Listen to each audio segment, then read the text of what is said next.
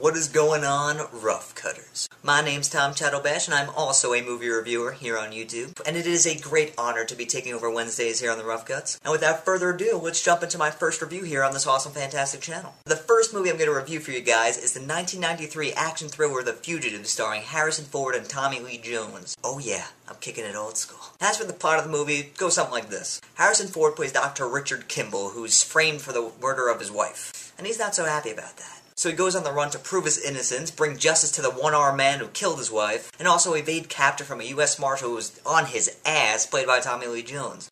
Yeah, he's a busy man.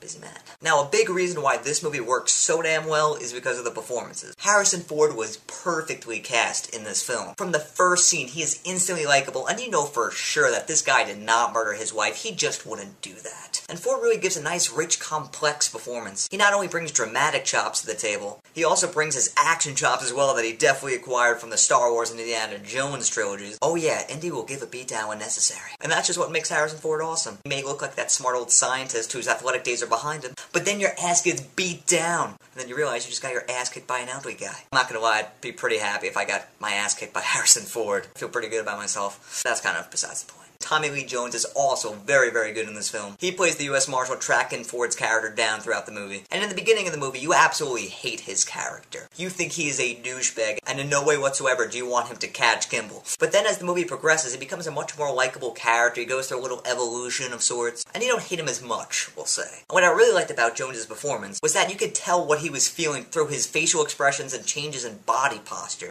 There were scenes where he wouldn't say a word, but just by looking at the guy, you would know exactly what he was feeling. Props, Tommy Lee Jones. Props. Now, as for the movie itself, this is one of those rare action movies where the story is actually really, really interesting. Action movies these days usually just bombard you with non-stop action, and you really don't have any time to breathe to kind of get any semblance of a story. Here you have a compelling story driving this movie for 2 hours and 11 minutes. I was thoroughly engaged in this story throughout.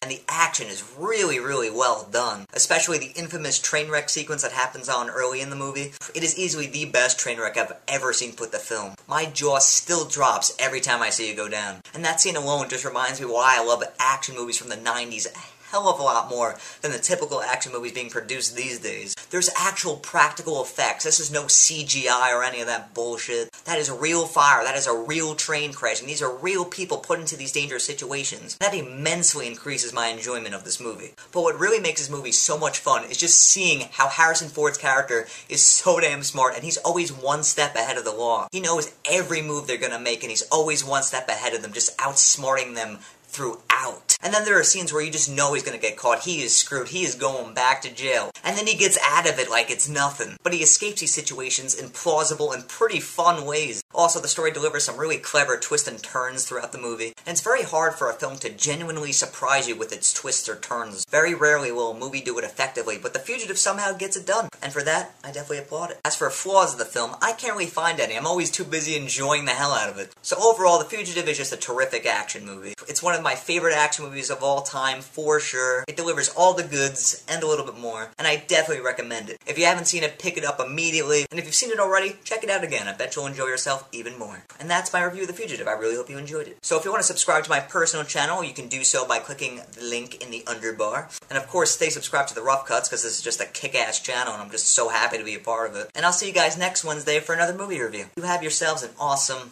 awesome week. See you guys.